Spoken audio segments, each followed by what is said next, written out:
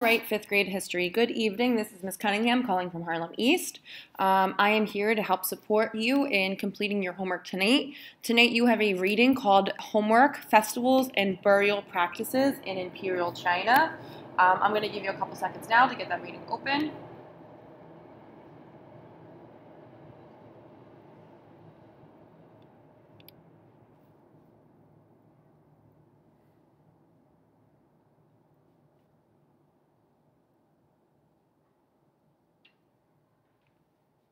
Awesome. So again, the title of this document is Festivals and Burial Practices in Imperial China. The central question you're going to be considering is how did Han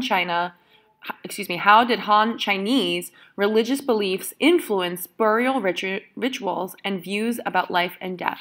So once again, without any errors on my part, how did Han Chinese religious beliefs influence burial rituals and views about life and death? How did the religious beliefs of the Han Chinese influence or shape or affect their burial rituals and their views about life and death? Title of the document, Festivals and Burial Practices in Imperial China. I'm on page 2. The following text was adapted from Ancient History Encyclopedia, Victoria Albert Museum, San Jose State University, and the Met. Chinese culture is one of the oldest in the world, and many of those ancient practices are still followed by people today. The Chinese celebrate national festivals, regional festivals, and local festivals. A local festival might be a celebration of the birthday of someone famous, like an artist. But perhaps the most important national festival is New Year's Day. 30 seconds shot.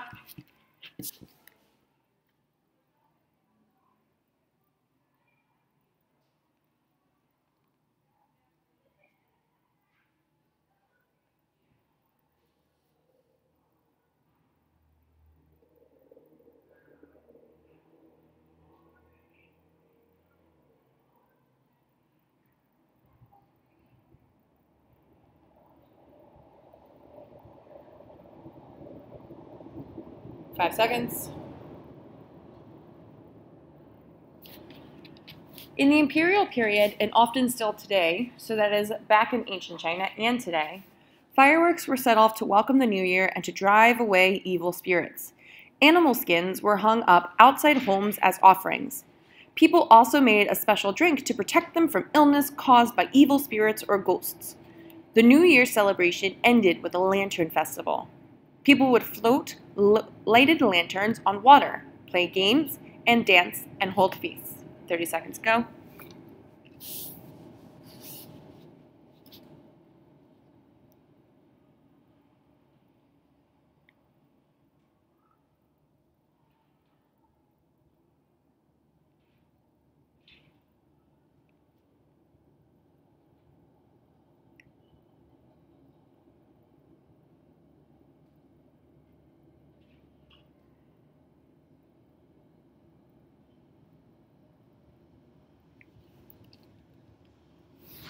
Awesome. Other festivals took place during the year, and each festival had its own purpose. Festivals kept people in touch with their past and with cultural values. They were a very important part of people's lives in ancient China. 30 seconds go.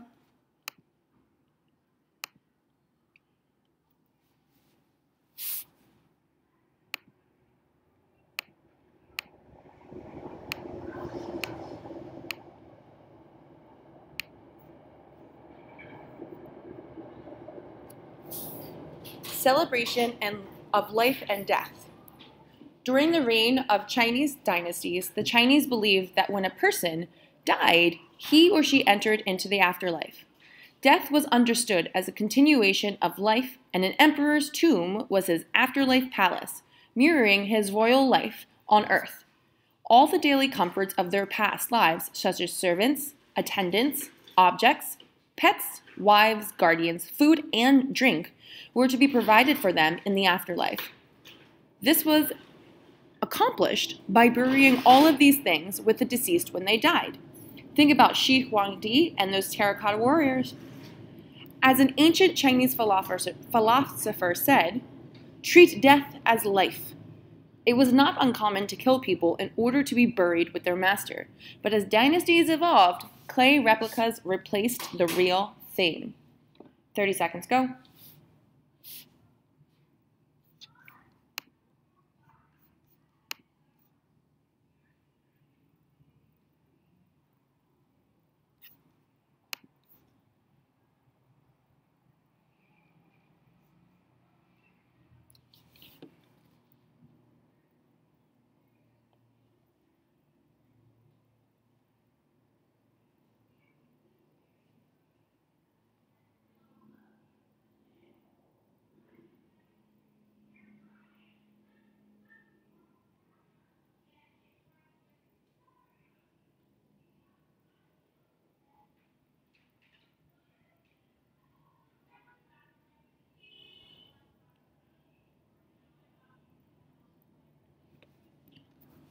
Tombs of the ancient emperors and other nobles were often very elaborate.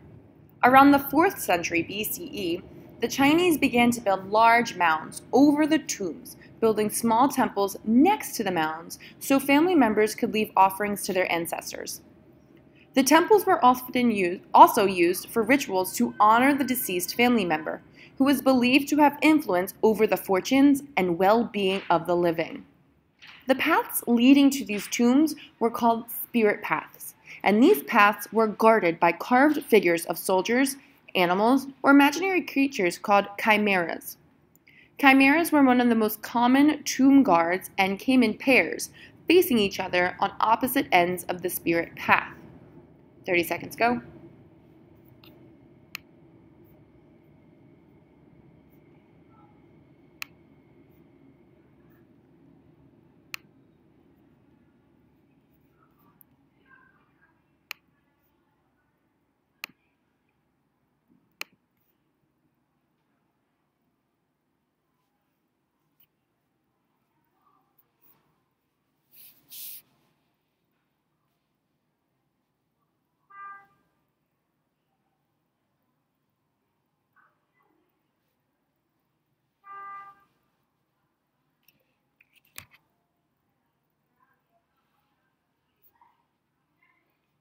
The proper conduct of the burial ceremony has always been a matter of great importance to the Chinese. The soul of a person was believed to leave the body at death in order to take its place in the spirit world. An elaborate funeral gave the spirits in the next world, as well as the mourners left behind, a clear idea of the rank or social hierarchy of the dead person. The separation of body and soul was felt to cause some fear and confusion to the new spirit, so the surviving members of the family tried to provide it with all of the support it needed. If they were able to ease its passage into the next world, the dead person would not turn into an evil spirit that would return to make trouble for the living. Containers filled with food and drink provided sustenance, meaning just enough to survive, on the journey to the spirit world. Other objects found in graves show that life after death was thought to be much as the same on earth. 30 seconds, go.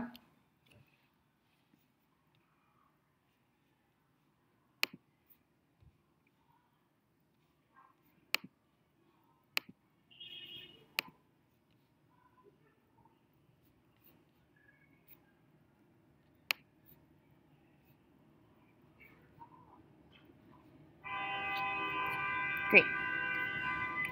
Royal dynasties and the aristocracy, or the most elite of the society, who may not have actually been royal, were buried with vast numbers of vessels for food and drink. Bronze was one of the most important of the many materials used for grave goods. Good burials showed gratitude to the spirits of the universe and established the reputation of the dead ones in the afterworld. For almost every period of the Chinese past, it is possible to pick out grave goods connected with eating and drinking. 30 seconds, go.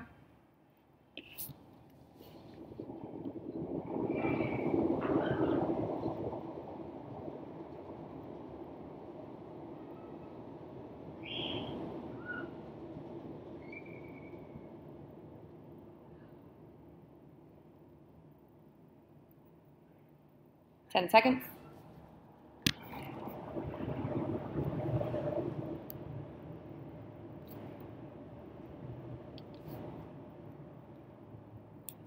royal dynasties and... Oh, sorry, read that section.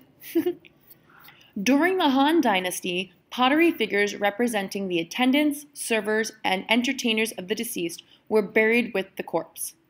These figures were called Mingyi, meaning spirit utensils.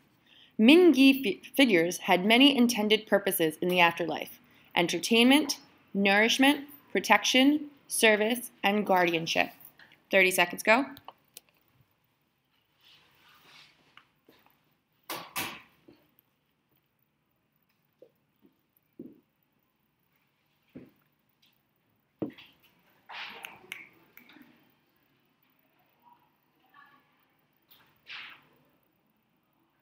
Ten seconds.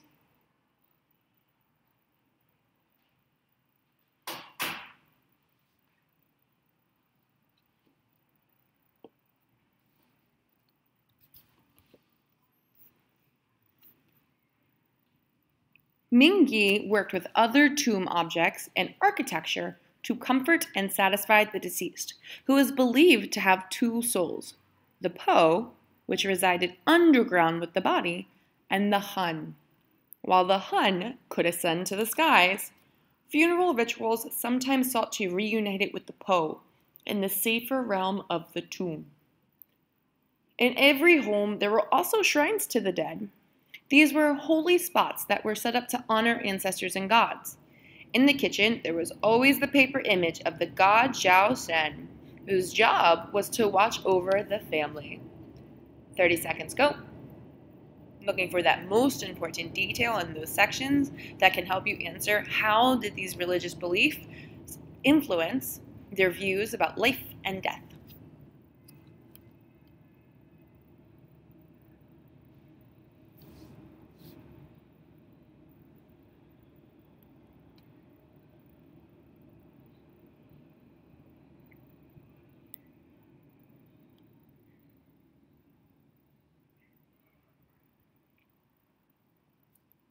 Ten seconds.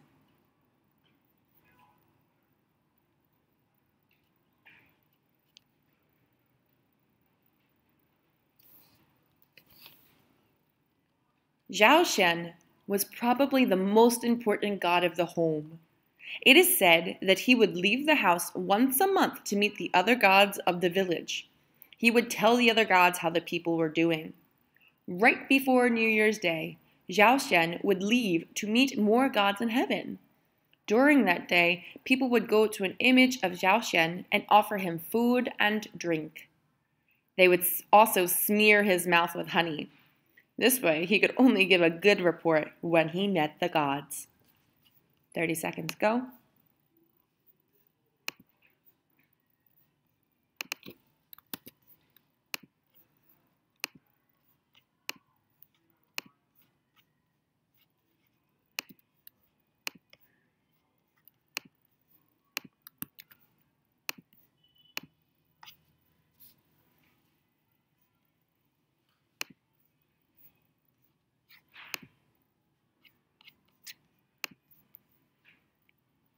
All right, my loves and lives, you know what that means.